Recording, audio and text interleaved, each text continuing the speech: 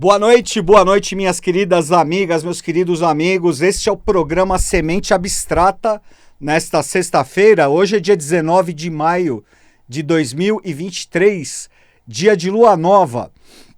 Eu sou João Paulo Hack Miranda e falo com vocês através das ondas da Rádio Vibe Mundial 95.7 FM, diretamente de São Paulo, Brasil, para o mundo. Sejam muito bem-vindas e muito bem-vindos a essa nova edição do programa Semente Abstrata, que sai fresquinha para nós com um tema dos mais interessantes e dos mais relevantes para o momento atual. O tema do nosso programa de hoje pode parecer um pouco sinistro num primeiro momento, mas isso vai ser só no primeiro momento, porque de sinistro ele não tem nada. Ele tem sim de revelador. Hoje vamos falar, estamos vivendo dias apocalípticos? Gente, nós costumamos associar, não é, o apocalipse, dias apocalípticos, a fim de mundo, né? Sempre que se fala em apocalipse, se fala em fim do mundo, o anúncio do fim dos tempos, o anúncio do fim do mundo. O que será que vai acontecer? Será que o mundo vai acabar? Isso é o que o apocalipse nos traz, a revelação do fim do mundo? Gente, já quero tranquilizar vocês, porque não é nada disso. Em primeiro lugar, apocalipse é uma palavra que vem da língua grega, tem raiz grega e significa revelação. Vejam que, inclusive em inglês, na língua inglesa, apocalipse é traduzido para o inglês e chama Book of Revelation, né, o livro da revelação. E nada mais se trata do que uma revelação. É um livro profético, sim, mas de revelação. O Apocalipse, como, aliás, essa regra vale para todas as escritas, não é? Todos os textos sagrados, sejam eles de qual origem e de qual linha forem, todos os textos sagrados devem ser interpretados, analisados à luz da essência, à luz do espírito que os vivifica e não da letra que mata. O que isso significa, gente? Que esses livros, incluindo os livros bíblicos em geral, o Velho e o Novo Testamento, inclusive o Apocalipse, eles não devem ser lidos, ser interpretados na literalidade, porque eles não são livros literais. Trata-se Tudo que se trata de linguagem sagrada é linguagem metafórica, é linguagem metafórica, exatamente, é linguagem simbólica.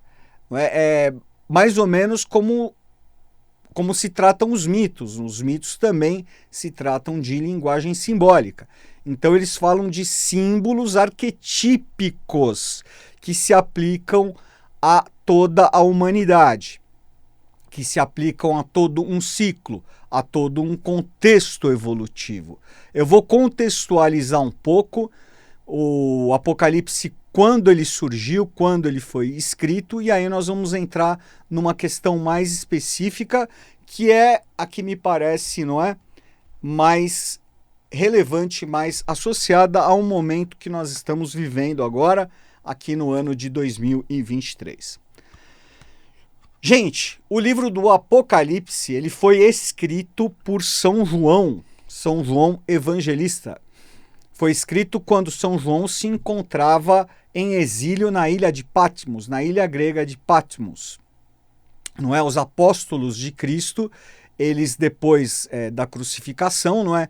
Cada um foi para um lugar para levar a palavra, cada um com uma função para levar a boa nova, isso significa os evangelhos, e passaram a ser perseguidos. Veja, dos 12 apóstolos de Cristo, 11 foram mortos, né? São Judas Iscariotes se matou, né?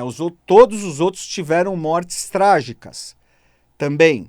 Não se mataram, mas tiveram mortes muito trágicas. O único que não teve morte trágica foi São João, um evangelista, provavelmente porque ele tinha uma missão, e a missão era de revelar, não é? De ser um instrumento para a revelação da excelsa consciência de Yoshua, não é? De Jesus, de Yoshua, para o novo ciclo. Então, o Apocalipse trata-se de um livro que traz as revelações do nosso ciclo atual, as profecias que Yoshua dita, que Yoshua mostra, não é, de uma forma simbólica, não é, com imagens, para João, não é, através, eu não sei exatamente qual foi o processo, porque, é claro, isso se tratam de questões de hierarquias mais elevadas do que a nossa, né? De consciências bem mais elevadas do que a nossa, mas certamente são processos belíssimos, né? E muito mais sofisticados do que os nossos limitados sentidos, não é? Podem conceber, aí incluindo a nossa própria mente, a nossa própria inteligência muito limitada, mas de qualquer forma, o Yoshua, não é, transmite para João as revelações para o fim do ciclo de peixes, que é o ciclo que teve como o Avatara que trouxe, não é, a consciência da era de peixes, que foi do ano zero, né, até o ano 2000 aproximadamente, foi Jesus, o Avatara Jesus, Yoshua. E agora, não é, nós estamos chegando aí, nós estamos na transição da era de peixes para a era de aquários, é uma nova era avatárica, não é?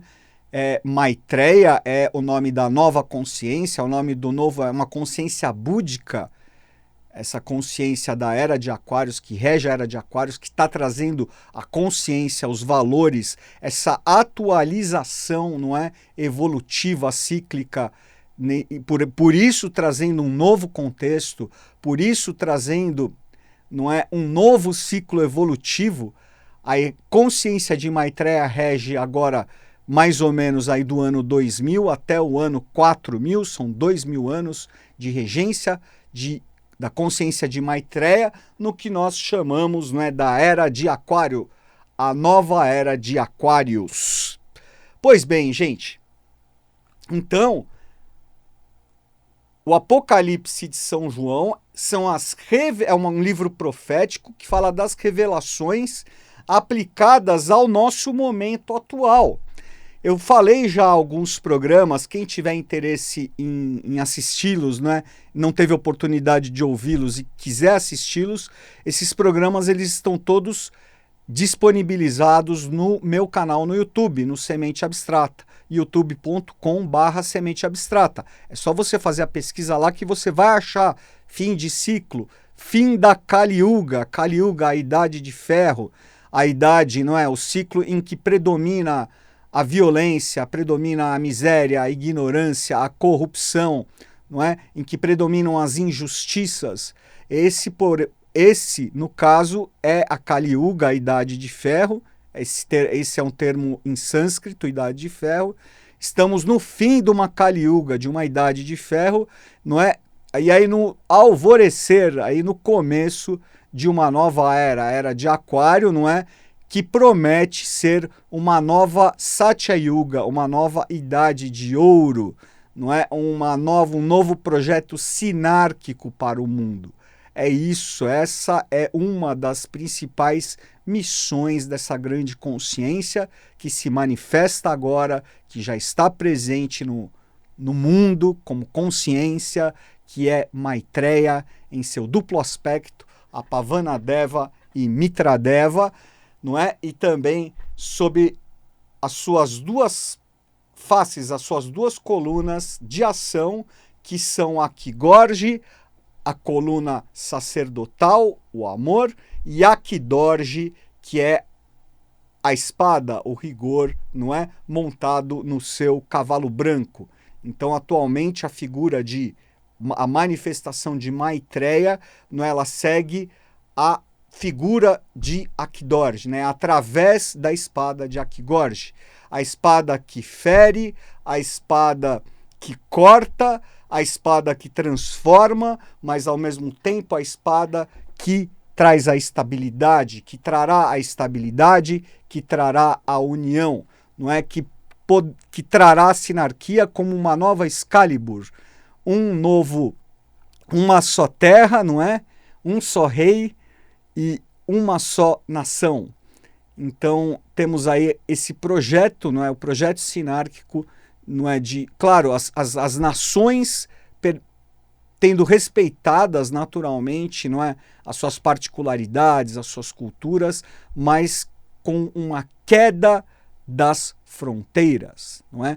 Nós somos humanos, somos cidadãos do mundo, não é? Temos de acabar com as barreiras que existem entre nós, com os muros que existem entre nós.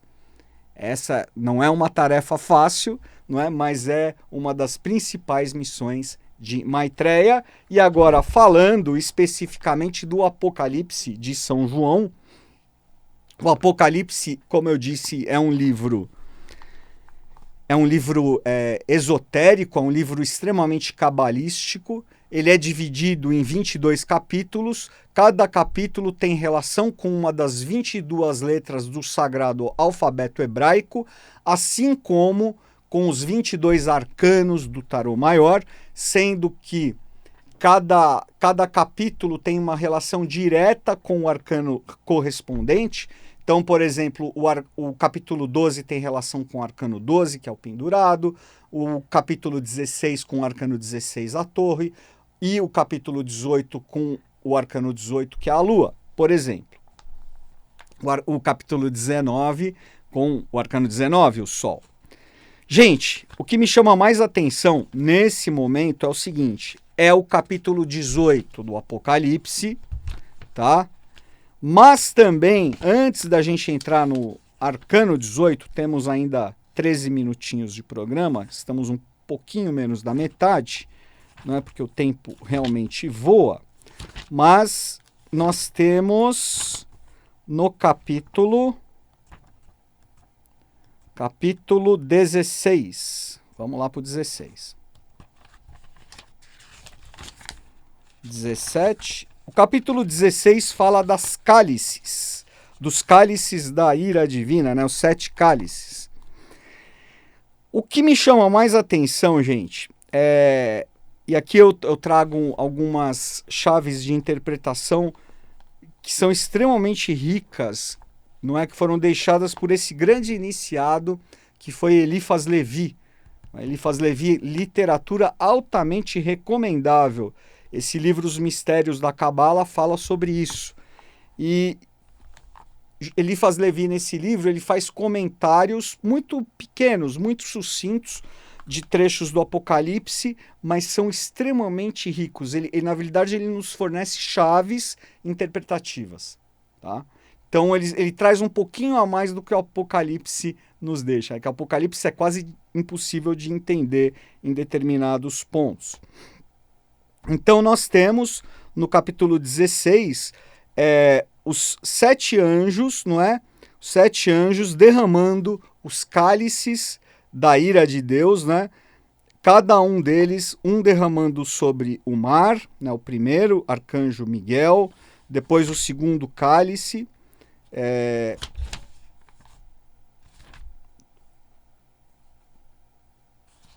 o terceiro cálice sobre na verdade, o primeiro anjo derramou o cálice sobre a terra, sobre a terra, o segundo sobre o mar, o terceiro sobre os rios e as fontes, o quarto sobre o sol, o quinto sobre o trono da besta, o sexto sobre o grande rio chamado Eufrates e o sétimo sobre o ar.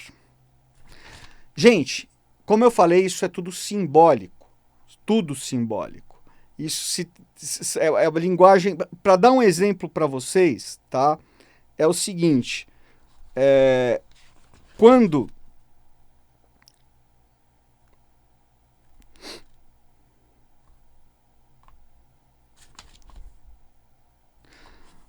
aqui, quando o quinto anjo derrama o cálice sobre o trono da besta, tá? O anjo Saquiel Melech, que é o anjo de Júpiter, né, derrama a condenação sobre os tronos do egoísmo consumado e prenuncia o julgamento dos reis. Ou seja, esse julgamento, não é? E esse tronos do egoísmo consumado significa o quê? O poder que domina o mundo, não é? O poder econômico, por exemplo, não é, que está na mão de poucas pessoas. Os bens, as riquezas do mundo estão nas mãos de pouquíssimas pessoas, né, que mantêm isso aprisionado já há muito tempo. Então é um momento de queda, por exemplo, né, o quinto cálice derramado sobre o trono da besta. O trono da besta é esse. Esses reis são essas figuras, não é, que são aí as pessoas mais ricas, poderosas e ao mesmo tempo mais egoístas do mundo. Não generalizemos. É claro que existem pessoas que são muito ricas e que têm uma missão e que utilizam, não é, da sua riqueza com a missão de melhorar a humanidade, não é, de colaborar com o crescimento, com a elevação da consciência da humanidade. Isso é raro, mas existe. Que bom que existe, não é? Senão seria pior ainda. Como eu falei, a linguagem do Apocalipse ela é cifrada, não é? Ela é cabalística. Ela não é literal, mas existe um trecho, né, do Apocalipse que é muito interessante, que fala que o sexto anjo derrama seu cálice sobre o grande rio chamado Eufrates, e o seu leito fica seco para dar passagem aos reis que devem vir do Oriente. Gente, o que isso significa? Aqui já tem uma coisa um pouco mais literal na minha visão. O rio Eufrates era a antiga crescente fértil, né, onde floresceram as antigas civilizações, a Síria, Babilônia, Suméria, etc. Né, especialmente a Babilônia, onde hoje fica ali a região do Iraque e da Síria. Vejam que atualmente, já há alguns anos, o rio Eufrates está secando. É muito simbólico isso, muito simbólico. Né? Ele está cada vez secando mais. E ao mesmo tempo, os reis do Oriente, não é? Nós estamos vendo o Oriente despontar novamente. A China, não é? A China atualmente se não for já a maior economia do mundo, não é? Está aí para desbancar os Estados Unidos num futuro próximo, ou pelo menos para os Estados Unidos e China disputarem ali, não é? Cabeça a cabeça como as economias mais poderosas do mundo, não é? Os reis do Oriente, não é? Esse renascimento do Oriente, a Índia também despontando. Interessante, vamos observar isso. Agora, o capítulo 18, ele é um capítulo muito rico, muito extenso, cheio de símbolos, mas basicamente ele fala da queda da Babilônia, né? São João se refere à Babilônia, não é, como a grande prostituta. E na verdade ela não é uma mulher prostituta, não é, que é aí condenada e que cai. Isso claramente é uma linguagem simbólica. O que existe um trecho aqui interessante, tá, que fala. Vejam, os primeiros versículos aqui do Apocalipse. Depois vi outro anjo descendo do céu com grande poder, e a terra se iluminou com a sua glória. Vejam, é bonito, não é? Outro anjo, isto é, com a manifestação da verdade, desce do céu, das alturas da inteligência suprema, da inteligência superior. E ele gritou com toda a sua força, dizendo: ela caiu, a grande Babilônia. E o que é a grande Babilônia, pessoal? A grande Babilônia é esse sistema que nós vivemos. É um sistema podre, é um sistema que privilegia muito poucos, privilegia pouquíssimos, na verdade, não é? Em detrimento da maioria absoluta dos habitantes da Terra, das populações da Terra. E esse sistema, não é, que nos mantém cativos, é uma matrix que nos mantém escravizados, não é? Escravizados, nós já nascemos endividados. Esse sistema não é que faz tudo para que nós nos endividemos cada vez mais, nos endividemos com sistemas bancários, com sistemas financeiros, não é? E isso faz muitas vezes com que esse sistema sugue a nossa vida, sugue o nosso livre-arbítrio, sugue a nossa luz. É isso que acontece, não é? Quando, enfim, com a maioria das pessoas nesse sistema, tá? Nesse sistema que nós vivemos. Então, o sistema político, econômico, social, que nós chamamos, né, dentro da sabedoria das idades, de anárquico. E anárquico não tem nada a ver com anarquia, aquele sistema do século XIX, né, que até é muito ligado aos italianos, né? Teve até aquele livro, que é um livro bonito, da Zélia Gattai, né, Anarquistas Graças a Deus e tal. Não, não é isso. A anarquia aqui nós queremos falar em, né, a oposição à sinarquia. A sinarquia é o sistema político, econômico, social que mais se aproxima do ideal. A sinarquia, a Satya Yuga, não é? Quando ela está se desenvolvendo, existe um predomínio de bem, existe um predomínio de justiça, as pessoas não passam fome, não é? As pessoas têm condições de estudar, têm condições de se desenvolver, as pessoas estão mais equilibradas, não é? As pessoas não caem tanto em radicalismos. São períodos de grande desenvolvimento, de grande prosperidade para todos. A anarquia, né, esse período anárquico como esse que nós vivemos, é que existe esse predomínio de miséria, de violência, de ignorância. Tá? Então a Babilônia, não é um símbolo desse sistema que nos escraviza. Esse sistema político, econômico, social, midiático, tudo que engloba, não é, as forças políticas, não é, de todas as vertentes, de todas as ideologias. Na verdade, esse grande poder controla essas ideologias, controla essas forças políticas, utilizam da velha tática do dividir para dominar, não é? Faz com que, por exemplo, nós fiquemos a escravos. Agora estamos num período muito forte que é de radicalismo. Como eu falei, esse capítulo 18, ele tem uma relação muito forte com o arcano 18, tá? O arcano 18 é a lua, que tem como um dos nomes ocultos também o caos, tá? E é o arcano regido pelo signo de Aquário. Ele tem uma força muito grande porque nós estamos na era de Aquário, no começo da era de Aquário. Segundo lugar, podemos dizer que a era de Maitreya, ela começa no ano de 2005. Estamos no ano de 2023. É um ciclo de 18 anos que representa o arcano 18. Ele vai ser colocado aqui, vai ser projetado aqui na tela. Arcano 18, né, de 2005 a 2023. É um ciclo do arcano 18. Então, está muito forte o influxo desse arcano e, portanto, nesse período que nós estamos vivendo, dessa passagem do Apocalipse. A queda da Babilônia, a queda dos reis. Não é? Quer ver o que eles falam aqui?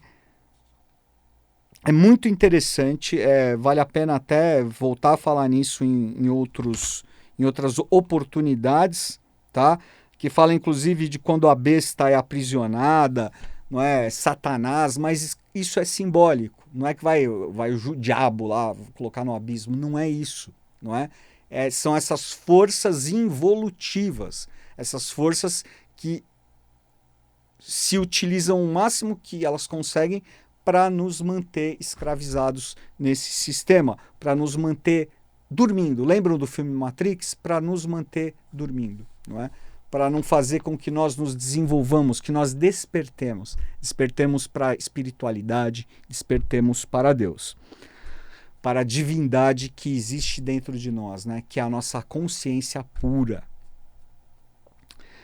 Fechando, pessoal, vejam que o tempo passa, não é? Mas eu acho que vale a pena quem tiver interesse, ler esse livro, tá? Lê o Apocalipse também, procure ler o Apocalipse, Se diz o Apocalipse precisa ler 7 vezes num primeiro momento, né? E depois multiplicar por 7, 49 vezes.